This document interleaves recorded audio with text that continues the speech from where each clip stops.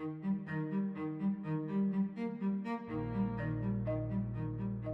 have a challenge, a heavy disease burden in poor settings. We know that poverty itself is a major contributor to this disease burden. We know that most of the causes of disease are preventable or treatable.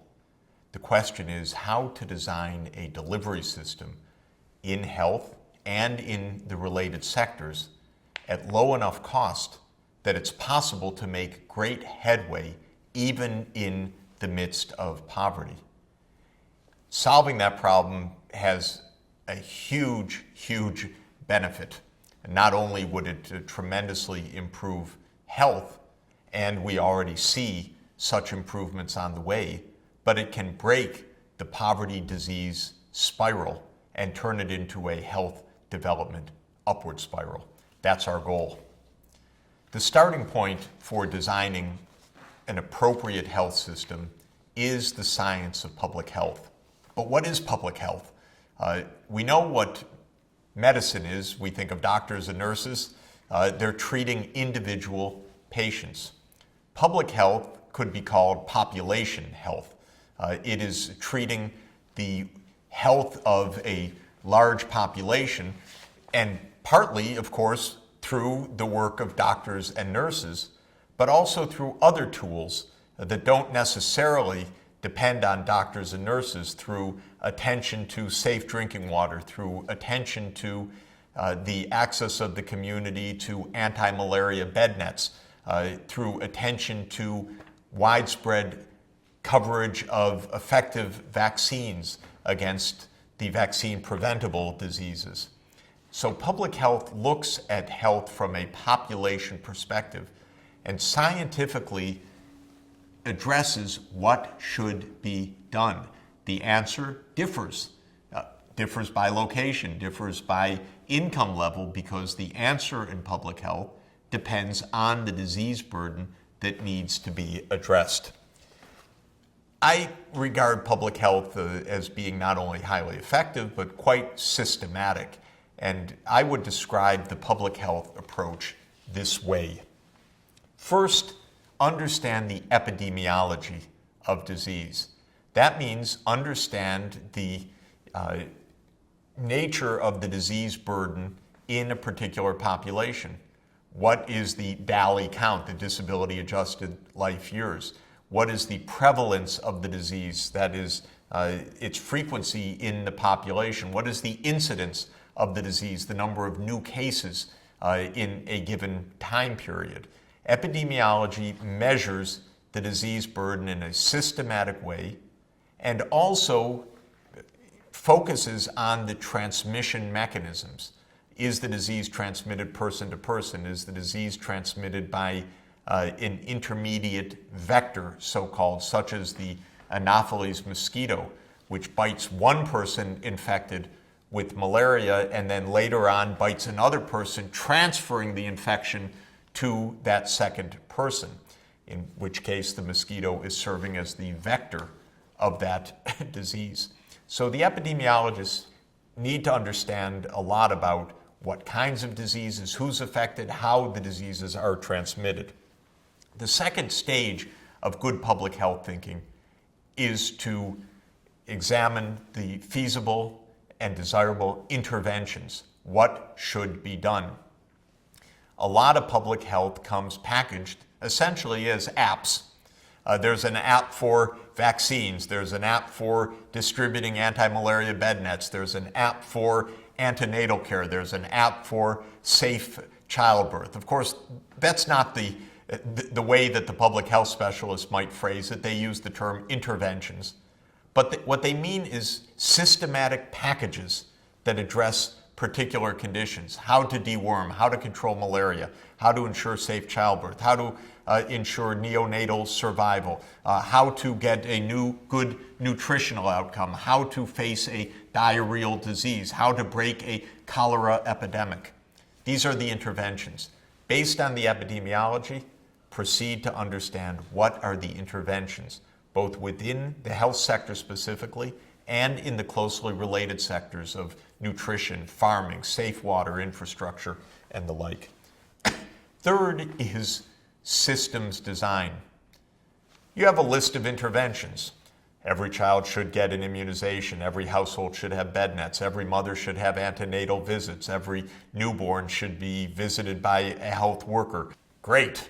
That's a list. That's a bunch of bullet points.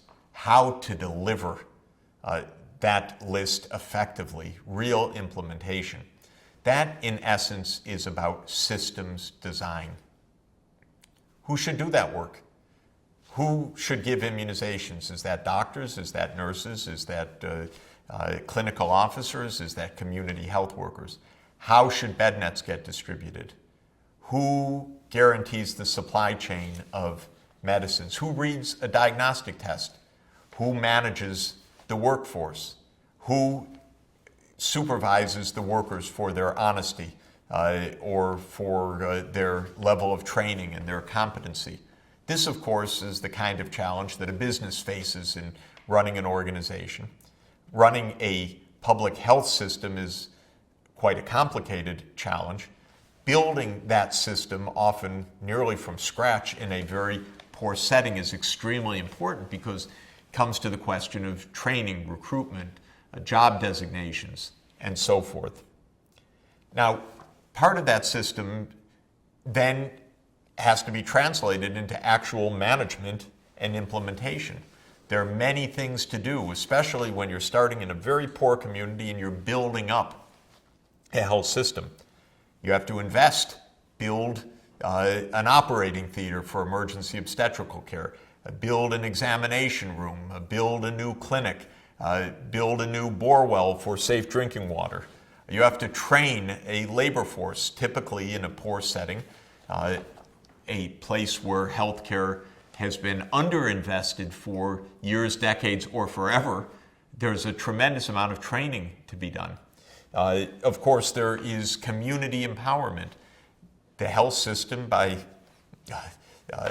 its very core, involves the individuals in the community. They have to seek healthcare. They have to be connected with the health facilities. If they're health workers, they have to trust the health workers into their homes, for example, or have the confidence to call the health workers.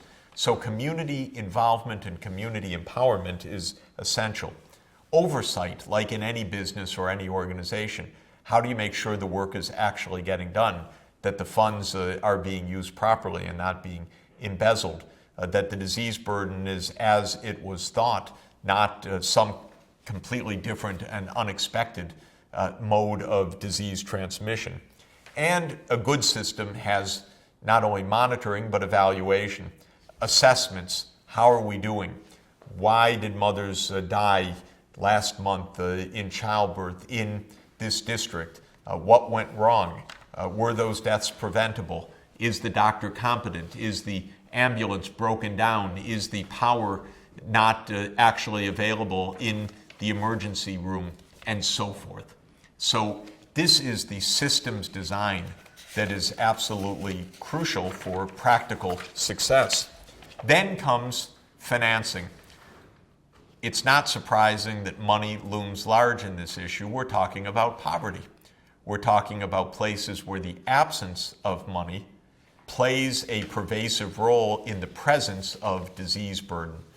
And the question is, even if a health system is designed with high efficiency, very smart epidemiology, very cost-effective interventions, can a poor community afford this?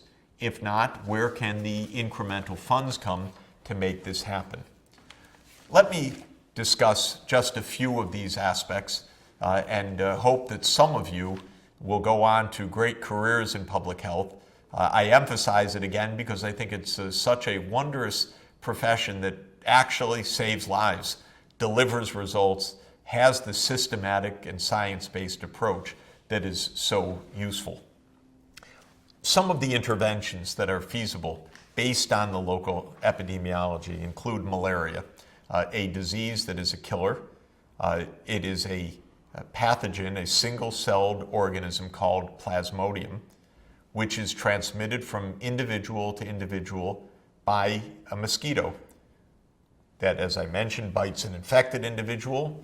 In a subsequent bite about 2 weeks later, infects a second individual unless there's protection. What kind of protection? Well, it could be medicines that kill the pathogen in an infected individual, and it could be a prevention, what's called vector control, because the mosquito is the disease vector. Vector control could be something like putting larvicide to kill the larvae of the mosquitoes before they hatch and can transmit the disease, or it can be bed nets that block the mosquito from biting, or if the mosquito sits on one of these bed nets and takes up the insecticide, kills the mosquito before it can become infective and transmit the disease to somebody else. Vaccine preventable diseases like measles, which otherwise claim huge numbers of lives. But we have many, many vaccines that are highly effective, but often don't reach the children in need. Deworming, as I've already mentioned, infections like hookworm, which are very debilitating for children, rob children of nutrients, create a loss of physical growth, and many, many other terrible health problems, but are easily solved by very low-cost deworming medicines. The problem is the children aren't getting them. Neonatal survival, a child's born but doesn't take a first breath. But it's known that there are simple interventions that the pediatricians call helping babies breathe, simple resuscitation techniques that at almost no cost could save huge numbers of newborns' lives. Famously, oral rehydration.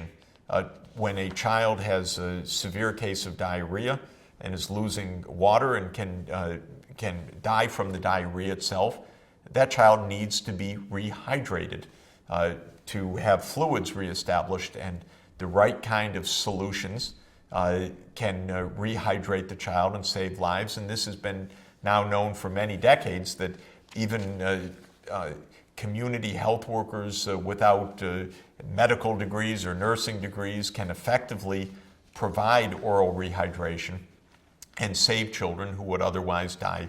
Antibiotics to fight respiratory infections. Many other kinds of preventions. A notable one that is a major global effort now is to prevent the transmission of an HIV virus from an infected mother to a newborn. Because it is the case that if a mother with HIV infection that may or may not yet be AIDS has a child, that child has a reasonable chance, maybe a third or a half, if no precaution is taken, to contract HIV in childbirth or subsequently in breast milk during breastfeeding.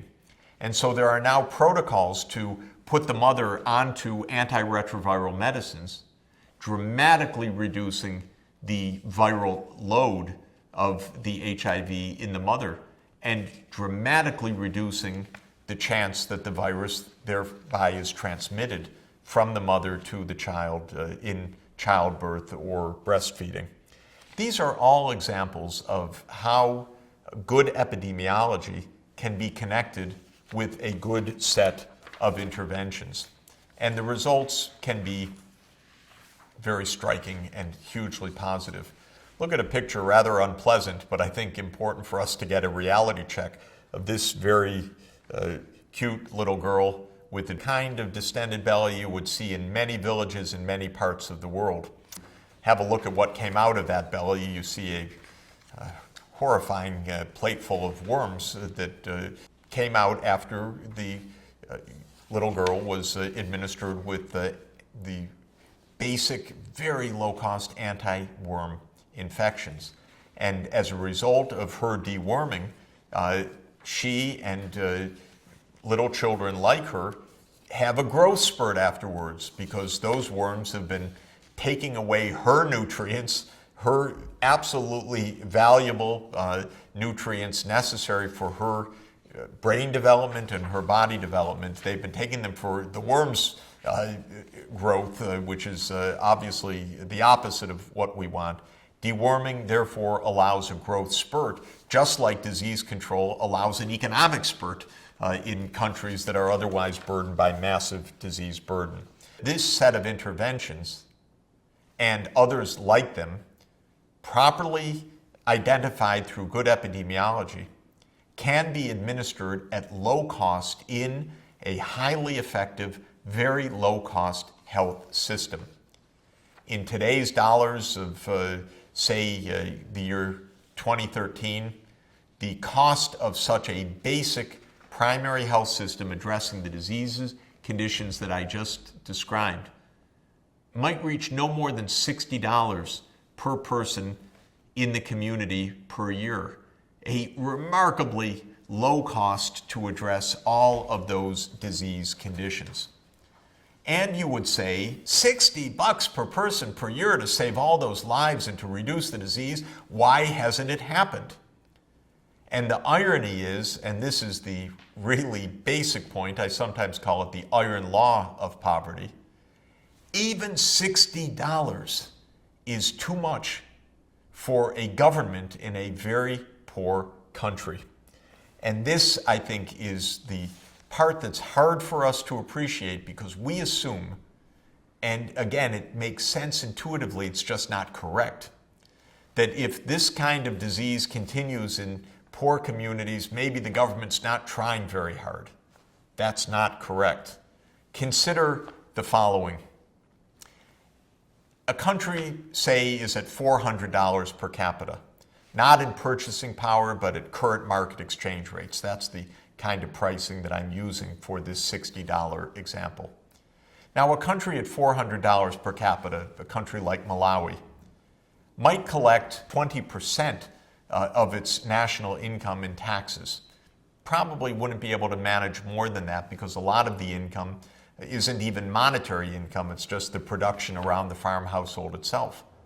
So, as a thought experiment, consider a country at $400 per capita whose tax collection is 20% of the national economy. 20% of $400 is $80 per year. What that means is that the government's revenues out of its domestic revenue collection would be $80 per person per year in the country. What does that $80 per person have to go towards? Well, it has to run the government, the parliament, the courts, the president, the national defense, the police, the roads, the power, the infrastructure, water, sanitation. It has to go for the schools. It has to go for construction, for environmental conservation. And, yes, part of it has to go for the public health system. But think of it, you have $80 in total. You have to allocate it to all of those purposes. And experts that have looked at this repeatedly say that a country really focusing on health, but also on education, infrastructure, courts, decency, rule of law, might be able to stretch and devote 15% of the total budget to the health sector. What's 15% of $80 per capita? Yikes, that's just $12 per capita per year devoted to health. How much health care can you get for just $12 per capita? And keep in mind that in Europe and the United States, the public health budget is $3,000 per person per year, or $4,000 per person per year. The point is the following. For a poor country, even trying hard out of its own revenues, it can't reach the $60 per person per year on its own. This is why development assistance, ODA, as we talked about it, official development assistance, is so important for health. And now you can see the complexity of this challenge. On the one hand, we need good epidemiology to describe what should be done. Next, we need to identify effective interventions. Third, we need to identify the kind of system that can bring about those interventions. Fourth, we need to manage and implement such a system. And now I'm saying we have to pay for it. Not a fortune, but an amount that is beyond the means of the poor country itself. The answer, in my view, is official development assistance, carefully, scientifically, professionally targeted towards improving the health of poor people, helping them to build primary health systems. This is what I advocated when I chaired the Commission on Macroeconomics and Health for the World Health Organization, and what I have championed for a dozen years as special advisor to UN Secretary General Kofi Annan first, and now to UN Secretary General Ban Ki-moon, on how we can achieve the Millennium Development Goals. We've taken the targets of reducing child mortality, maternal mortality, and the burdens of infectious diseases. To do the work, we now see scientifically how it can be done. We see even that the budget is very, very small, but too big for the poor countries. That's why I am a strong believer in organizations like the Global Fund to fight AIDS, tuberculosis, and malaria, which I participated in the design and launch now a dozen years ago. We need extra funding to fight those three diseases. That's why I'm a great fan of the Global Alliance for Vaccines and Immunization, Gavi, which provides extra financing for immunization coverage. That's why I've been a great fan of the United States PEPFAR program, the emergency program for AIDS, and the US PMI program, the President's Malaria Initiative, that has given extra income to poor malaria-stricken countries to fight malaria. These kinds of targeted, focused official development aid programs have been hugely effective, very successful, because you know how the money should be used. You can monitor it, you can watch it, you can assess it, you can evaluate it, and the results are very strong. And what's heartening is the figure that you're looking at of the takeoff of official development assistance, especially bilateral assistance, that is from governments to to low-income country governments, especially after the year 2000, because it is with the Millennium Development Goals that these great breakthroughs are being achieved. Malaria is coming down. The AIDS burden is coming down. Treatment for tuberculosis is expanding. Under 5 mortality rates have come down considerably. Maternal mortality rates have come down considerably. We're seeing that public health works, but we're not yet at the full system to deliver it, in part because the budget gap remains significant even if it has declined. This has made a big difference, but there still is an important gap that needs to be closed so that we can truly achieve our long-standing and crucial objective of health for all.